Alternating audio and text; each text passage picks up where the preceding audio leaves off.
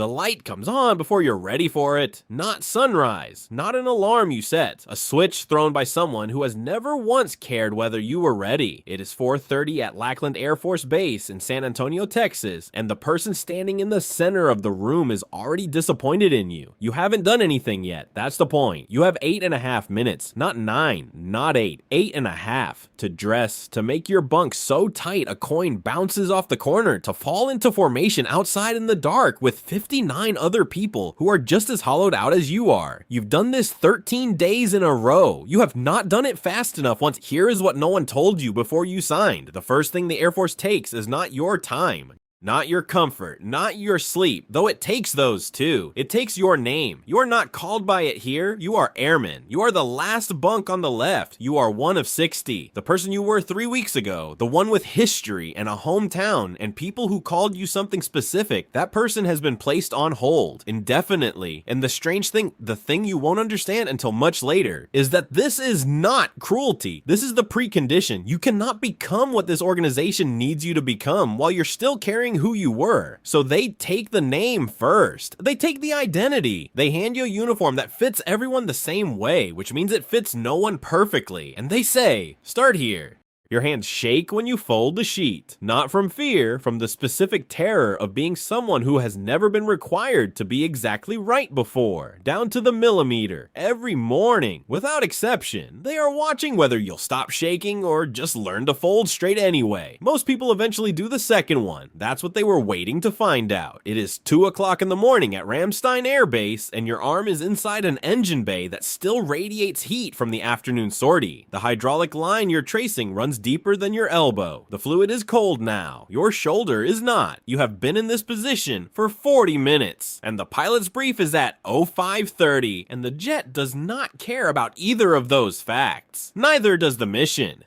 Neither. You have learned, do you? Not anymore. You are an Airman First Class. You have been in for 14 months. You made E2, then E3, and both of those happened automatically, which means you didn't earn them so much as remain present long enough to receive them. The Air Force has a word for that kind of progression. It's called time in service. It is the lowest possible bar, and you have cleared it. What is happening right now at 200, with your arm inside this machine, is something different. Nobody scheduled this. No one is grading it. Your staff sergeant went home 2 hours ago. Your tech sergeant signed off at midnight. The only reason you are still here is that you found something that didn't look right and you could not make yourself leave until you understood it. That is the moment right there. That is the one nobody tells you about.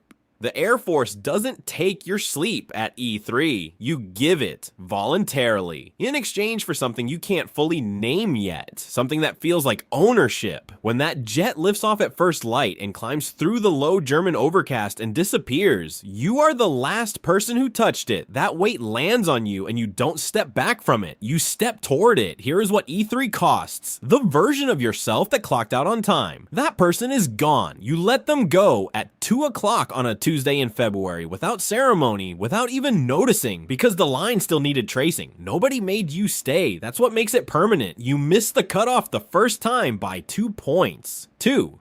You will know that number for the rest of your career. You will know it the way you know your own date of birth, the way you know the boldface procedures you memorized in training. It will sit in a specific drawer in your memory that never fully closes. 3 months of replaying every question you second-guessed, every answer you changed at the last second, every hour you spent doing something other than studying. The second time, you didn't miss. But here is what no one explains about making staff sergeant. The promotion isn't the hard part. The hard part walks into your section on a Monday morning and reports to you directly. His name is Torres. He is 20 years old. He has better instincts than you did at his age and significantly worse judgment. He will make a mistake this week. Possibly today, and when he does, something new happens. It's yours, not because regulations say so, because you are the person who shaped the environment he made that mistake inside. You are the one who decided how much rope to give him, how closely to watch, when to correct, and when to let the lesson land on its own. You got that calibration wrong. Torres made a mistake last Tuesday. Your mistake. He just executed it. This is what I-5 takes from you. The right to be wrong alone. From here forward, your errors have passengers.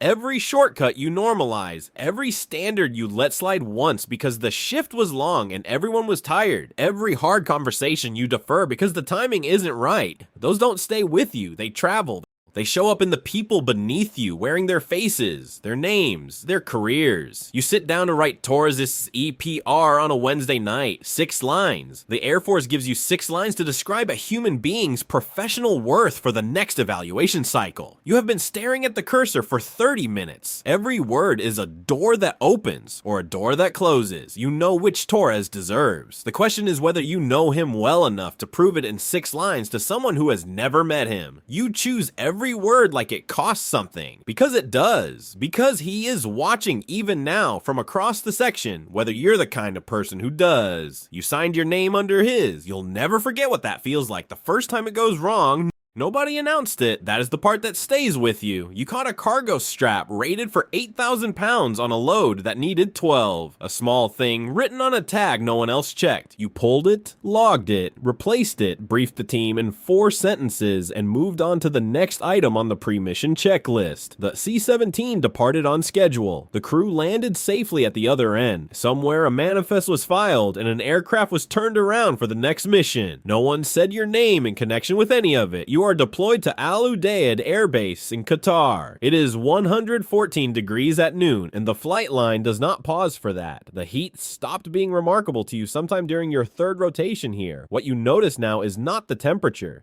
It is the specific way sound travels differently in extreme heat, the way a wrench on metal rings slightly wrong when the metal has been expanding since before sunrise. You notice things like that now. You notice them because 11 years of attention have made noticing involuntary. That is what E6 builds in you, not skill, perception. But here is what E6 takes. The part of you that needed the announcement, the part that did the good work, and then waited just slightly, just for a moment to see if anyone saw. That part had to go. Because at this level, the good work and the recognition have fully separated. They are no longer the same event. Sometimes they reconnect. Most of the time they don't. And the day you stop caring which outcome occurs is the day you become actually useful to the people depending on you. You mentor now. Not in scheduled sessions. You sit with an airman after shift who hasn't said anything specific, but whose silence has a particular texture you've learned to read. Marriage is fraying under the weight of back-to-back deployments. Bank accounts that don't add up back home. The specific exhaustion of being gone so long that returning feels like visiting. You are not a therapist. You are the person they trust before they trust a therapist. That gap is where you live now. The strap held, the aircraft landed, no one thanked you, you stopped needing them too. That is what E6 cost. Not the sleep, not the deployments, not the heat, the hunger for acknowledgement gone. And you are lighter for it and heavier, both at once, in a way that takes years to stop feeling strange. The promotion rate to E7 is 15%. Sit with that number for a moment. Not as a statistic, as a room. Picture every technical sergeant you have known across 11 years of service. Everyone who studied, who performed, who showed up the same way on the hard days as the good ones. Now remove 85% of them from the room. What remains is the promotion list. You are on it. 2 people you came up with are not. One of them is not anywhere anymore. You went back to work the Monday after the funeral. You wore the uniform, you ran the section, you briefed the flight chief without notes, and you wrote 3 EPRs, and you solved a parts sourcing problem that had been stalling a maintenance cycle for 6 days. You did all of it correctly. You did all of it while carrying something that had no place to be set down. That sentence contains everything E7 is, because this is the rank where the Air Force stops asking what you can do and starts asking what you can carry while doing it. The grief. The accumulation of years, the specific weight of knowing people who did not make it, some by the board's decision, some by something much harder to say out loud. You carry that alongside the section, alongside the mission, alongside the 43 people whose names you know and whose situations you track, not because you are required to, but because you have learned that the ones who don't get checked on are the ones you find out about too late. You are assigned to Hurlburt Field now, Special Operations Aviation. The missions here do not get discussed in detail. What you do is make sure the aircraft that fly them are ready before the crews who fly them ever walk to the jet. Supply chains, maintenance cycles, the invisible architecture that holds the visible mission up. No one films this part. No one makes documentaries about pre-mission logistics coordination. That is exactly where you live. There is an airman in your section who has not been sleeping well since the last rotation. You know because you know, not from a report, from the specific way he refills his coffee twice before 0800 and answers questions half a second slower than he used to. You have not addressed it in a meeting. You are having coffee with him tomorrow at 0700. Informal, no agenda stated. That is the whole intervention. That is also the whole point of E7. 1%, not 1 in 10, not 1 in 20. 1% of every enlisted person who puts on this uniform will reach this grade. In an organization of hundreds of thousands, that number is not an achievement statistic. It is a reckoning. It is the Air Force's way of saying, this is what a full cost looks like. This is what it requires. Look carefully before you decide you want it. You did not decide. That is the honest answer. You decided 26 years ago to be good at the job in front of you, then the job changed. Then you were good at that one. Then that one changed. You did this without a destination in mind because the people who chase the destination usually lose sight of the work, and the work is the only thing that actually produces the destination. The board convened. Your record entered a room you were not allowed to enter. They read 26 years of decisions made in hangars and flight lines and deployment tents and quiet conversations at 0700 with people who needed someone to show up. They pinned 5 chevrons and a star on your sleeve. Nothing about your day changed. Everything about your day changed. You are standing on the flight line at Ramstein Air Base in Germany. It is early. The light here in the morning has a specific quality you first noticed 23 years ago when you arrived as an E3 with cold hands and something to prove. The light hasn't changed. The flight line hasn't changed much either. The same gray tarmac, the same geometry of aircraft and support equipment, and the particular sound of a base waking up before most of the world does. You have changed. Look at your hands. The calluses from the wrench work are still there, faded but present, written into the skin like a record that doesn't erase. These hands once shook over a bedsheet at 0430 because being exactly right was a new and terrifying requirement. These hands have since signed documents that shaped careers, folded flags at funerals, held the shoulders of airmen who needed someone steady while they were not. Same hands, different cost. You don't carry a wrench anymore. What you carry is harder to put down. Every conversation you ever had with every person who was struggling, every NCO you redirected before they became a cautionary story, every young staff sergeant who reminded you of yourself at that age and needed one person to tell them clearly, you are going to be fine. Keep going. You carry all of them into every room, into every decision, into the wing commander's staff meeting where you sit at the table and speak when it matters and choose silence when it matters more. 5,000 enlisted airmen on this installation fall within your purview. The newest one arrived last week. They do not know your name yet. When they find out, what do you need them to see? Not the rank, never the rank, the standard, the one that says, this organization will ask everything from you, and if you give it honestly, without shortcuts, without performing the role instead of living it, without losing the person you were at E1, even as you become someone unrecognizable to that person, this is what you can become. The flight line is waking up around you. You know every sound it makes. You graduated on a Thursday in late May. Someone threw their cover into the Colorado sky, and then everyone did because that is what you do at that moment. And for approximately 4 seconds, you felt the specific lightness of having finished the hardest thing you had ever attempted. 4 seconds. Then it was over and you were a commissioned officer in the United States Air Force, and the next hard thing had already started. You just didn't know its name yet. You have been a second lieutenant for 11 weeks. You know this because you are counting, not from eagerness, from self-preservation. You are at undergraduate pilot training at Columbus Air Force Base in Mississippi, and UPT is the place where the Air Force takes the thing you were most confident about and disassembles it in front of you methodically, professionally, without cruelty, and without apology. You arrived here with 4 years of academy education, a commission, and a certainty about your own capability that felt earned. Captain Reyes has been flying for 9 years. She does not raise her voice. She also does not let a single deviation pass without accounting for it. After your first sortie, she listed 7 things you did wrong. You remembered 3 of them during the debrief. She remembered all 7 with timestamps. That is the moment E1 and O1 share across the entire distance of the rank structure. The shaking hands at the bedsheet, the pen moving down the debrief chart to the 4th deviation while you are still processing the 3rd. Different surfaces, identical feeling, the specific vertigo of discovering that what you knew was preparation, not competence.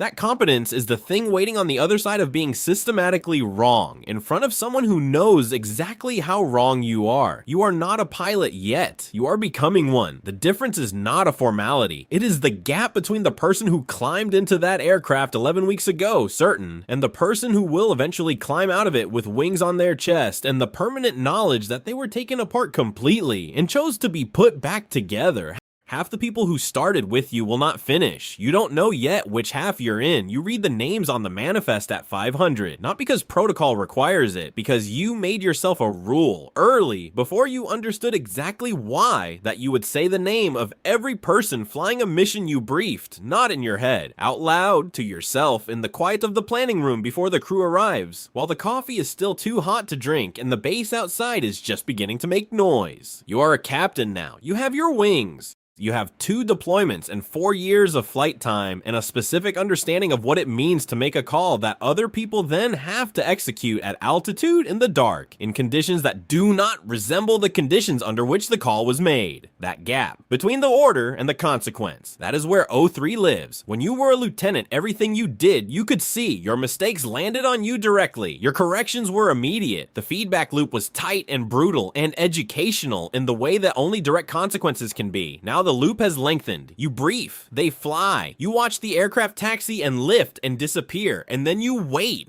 And the waiting is the part that no syllabus covers and no instructor warned you about and no amount of flight hours prepares you for. You are old enough at this rank to remember being the one on the manifest, young enough to still feel what that was. That memory is not sentiment, it is a tool. It keeps the distance between your chair in the planning room and the cockpit honest. It keeps the names from becoming abstractions. There is a lieutenant in your flight who reminds you of yourself 3 years ago, certain in the specific way that people are certain before the first time they are genuinely wrong about something that matters. You are watching, not to catch him, to be there when it happens, because someone did that for you. You made the call today, they flew it. Tonight you will know if you were right. Right now you wait, you finish the coffee, you read the names one more time. The waiting is the part nobody trains you for. It is also the part that makes you better at everything else. Dover Air Force Base sits on the eastern edge of Delaware where the land flattens out toward the water and the sky gets very wide very fast. The Charles C. Carson Center for Mortuary Affairs is 800 meters from your hangar. You cannot see it from your office window. You don't need to. You know it's there the way you know the weight of a decision before you finish making it. A presence that doesn't announce itself, that reaches everything anyway. You command the 9th Airlift Squadron, 380 people. Their training, their readiness, their welfare, their conduct, all of it, all the time. The word the Air Force uses is command, and it is exactly the right word because it contains no softness, no qualification, no suggestion that the responsibility is partial or conditional or transferable when it becomes inconvenient. You have been a pilot for 17 years, you have 3,800 hours and multiple combat deployments and 2 staff tours that taught you more about organizational failure than any leadership curriculum ever designed. You know precisely how a decision made in a conference room at the top of a building travels down through a chain of people, losing context at every level until it lands on the youngest airman in the most inconvenient possible form. You have been that airman. You have never let yourself forget it. The phone rings at 17:30. Maintenance issue. 2 aircraft potentially grounded. Deployment leaves in 36 hours. You say nothing for 8 seconds. The room is very quiet. Your operations officer is watching. 3 other people are watching. They are waiting for you to fill the silence with a solution, with certainty, with the performance of a commander who always knows the answer immediately. You don't fill it. You ask, who is the best person in this building to solve this problem right now? Not fix it, not here is what we do. A question. 8 seconds of silence, followed by a single question, and the room moves, and the right person steps forward, and the problem gets solved by the person closest to it rather than the person with the most rank in the room. You learned that silence the hard way, 17 years of filling it first, of being the answer before anyone else could become one, of watching capable people stop reaching because the commander always got there first. Your operations officer, Major Castillo, is going to be better than you. You have known this for 6 months.